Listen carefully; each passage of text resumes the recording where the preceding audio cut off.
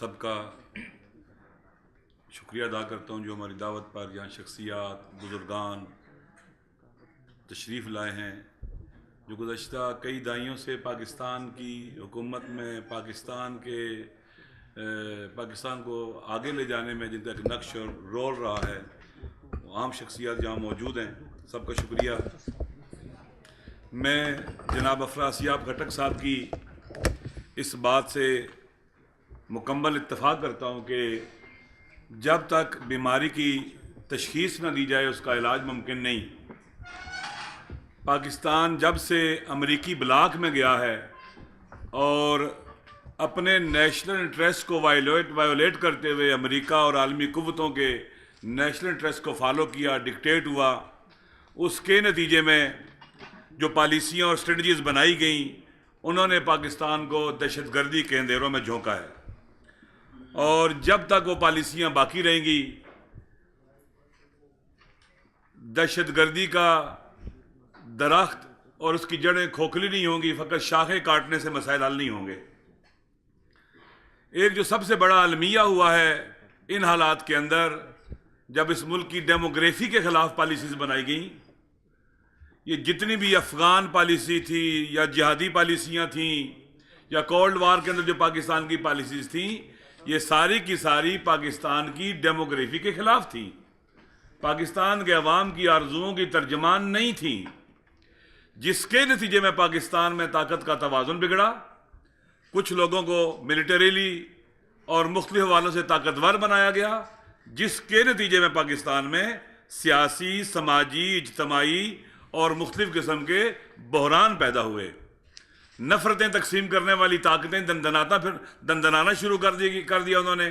अफसोस के साथ कहना पड़ता है कि एक मादरे वतन के अंदर लश्करों की शक्ल में नफ़रतें फैलाई गई, मोहब्बतों के सिलसिले को ख़त्म करने के लिए तकसीम किया गया इस मुल्क के बेटों को मुख्तलिफ नामों से और मुख्तलिफ तरीक़ों से, ताकि अवाम की ताकत कम हो जाए, अवाम कमज़ोर हो जाए। नफ़रतों से भी अवाम कमज़ोर हुए, तकसीम से भी अवाम कमज़ोर हुए, और फिर नाअमनी की जो यलगार शुरू हुई, इसने आखिरी हमला किया अवाम की ताकत के ऊपर। इस सिलसिले में हुकूमतों और रियासती इदारों की ज़िम्मेदारी ये है कि वो अवाम के दरमियान मोहब्बतों को रवाज दें, नफ़रतों का रास्ता रोकें और अवाम में बसने वाले मुअस्सर तबकात भी ये काम करें, तकसीम को रोकें ताकि अवाम की ताकत न टूटे। जिन ममालिक के अंदर कौमें और अवाम कमज़ोर हो जाते हैं, वहाँ हुकूमतें भी कमज़ोर हो जाती हैं और वह कभी भी अपने नेशनल इंटरेस्ट की हिफाजत नहीं कर सकती। इसके नतीजे में पाकिस्तान का नैरेटिव गुम हो गया। ये बात मशहूर हो गई कि हमारा नैरेटिव क्या है। मीडिया में, प्रिंट मीडिया में, इलेक्ट्रॉनिक मीडिया में हमारा नैरेटिव वाज़ेह रोशन है। जिस नैरेटिव के तहत पाकिस्तान बना था वही हमारा नैरेटिव है। हमें कायदे आज़म का पाकिस्तान, अल्लामा इकबाल का पाकिस्तान, सब्ज़ लाली परचम वाला पाकिस्तान, मुस्लिम पाकिस्तान, डिस्क्रिमिनेशन फ्री पाकिस्तान, ये हमारा नैरेटिव है। हमें इंतहा पसंद मसलकी पाकिस्तान नहीं चाहिए, हमें मुस्लिम पाकिस्तान चाहिए। कायदे आज़म ने मुस्लिम पाकिस्तान बनाया था और उसमें भी अक़लियतों को बुनियादी हुकूक मिले थे, और हमारा आइन और दस्तूर दुनिया का प्रोग्रेसिव तरीन दस्तूर और आइन है। अगर इस पर दुरुस्त अमल हो जाए तो लोगों को उनके हुकूक मिलेंगे। लेकिन अफसोस के साथ कहना पड़ता है कि यहाँ पर न आइन की हुक्मरानी है, न कानून की अमलदारी है। यूं लगता है कि पाकिस्तान उस घर की तरह बन चुका है जिसकी दीवार नहीं होती, चार दीवारी नहीं होती, जिसका दिल चाहता है जब चाहता है वहां से गुजरता है या वहां रुक जाता, ठहर जाता है। अब जब हम यहां पर हैं, उन पॉलिसियों की कंटिन्यूटी के नतीजे में जो जनाब अफरासियाब खटक साहब ने बयान फरमाई, पाकिस्तान बहरानों का शिकार है। हमारे हुक्मरान और हमारे इदारे कौम को ऑन बोर्ड नहीं लेते। इस वक्त डिफरेंट वर्जन आप इस इलाके में देखें दहशतगर्दी के आते रहे हैं। इस वक्त जो खतरनाक तरीन वर्जन है वो दाइश का वर्जन है। दाइश ने पाकिस्तान में औलिया अल्लाह का जो पाए तख्त और कैपिटल है सेवन शरीफ, वहां पर अटैक किया और ऑन किया है। सेवन शरीफ पर जो अटैक हुआ वो मोहब्बत पर हमला था, अमन पर हमला था, रवादारी पर हमला था, इंसानियत पर हमला था। ये दरगाहें ऐसी हैं जहां पर हर इंसान से मोहब्बत होती है और इंसान की हैसियत से लोग वहां आते हैं। ये मसलकों से हत्ता मजहबों से बालातर जगह हैं जहां लोग जाते हैं, यहां से मोहब्बतें लोगों तक पहुंची हैं। ये मोहब्बतों की सरजमीन पर अटैक है, ये मोहब्बतों के पाए तख्त पर अटैक है और ये खतरनाक है और दाइश ने इसको ऑन किया है। लेकिन हमारे हुक्मरान अभी तक खामोशी इख्तियार किए हुए हैं कि क्या वाकई दाइश है या नहीं है। 2017 को इस रीजन के अंदर दाइश की इंस्टॉलेशन का साल करार दिया गया।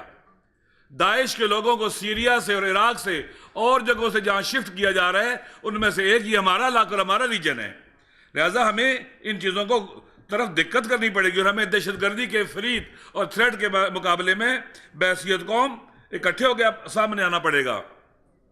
पाकिस्तान चूंकि जियोपॉलिटिकली इंतहाई अहम अहमियत का हामिल है, इसका 2250 किलोमीटर बॉर्डर अफगानिस्तान से है जो पाकिस्तान को एक्सेस देता है सेंट्रल एशिया और रशिया तक, और उनको इस तरफ 600 किलोमीटर तकरीबन सीनो पाक बॉर्डर है, 1700 किलोमीटर तकरीबन इंडिया के साथ है, 906 ईरान के साथ है, 600 किलोमीटर तकरीबन पाकिस्तान का समंदरी साहिल है।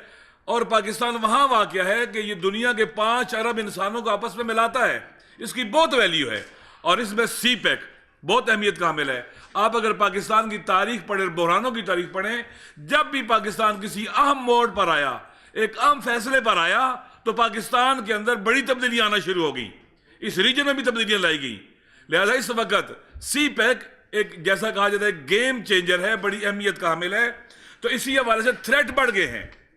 कमजोर हुकूमत, कमजोर अवाम, बिखरे हुए टूटे हुए अवाम कभी भी इन थ्रेट्स का मुकाबला नहीं कर सकते।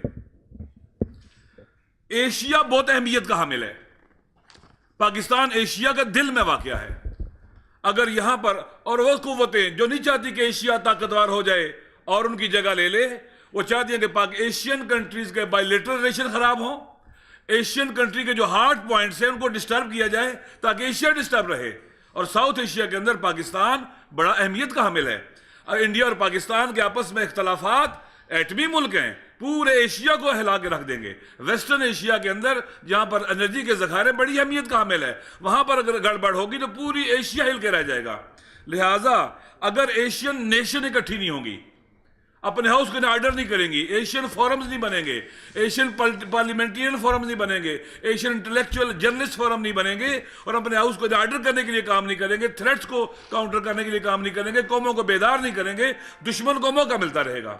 इसलिए जरूरी है कि हम मिलकर इन थ्रेट्स का मुकाबला करें और हमारा नैरेटिव वाज़ेह और रोशन है कि हमें कायद आज़म का पाकिस्तान चाहिए, हमें अल्लामा इकबाल का पाकिस्तान चाहिए, हमें सब्ज़ हिलाली परचम वाला पाकिस्तान चाहिए, हमें मुस्लिम पाकिस्तान चाहिए, डिस्क्रिमिनेशन फ्री पाकिस्तान चाहिए, हमें मुतअस्सिब एक्सट्रीमिस्ट सोच रखने वाला मसलकी पाकिस्तान नहीं चाहिए।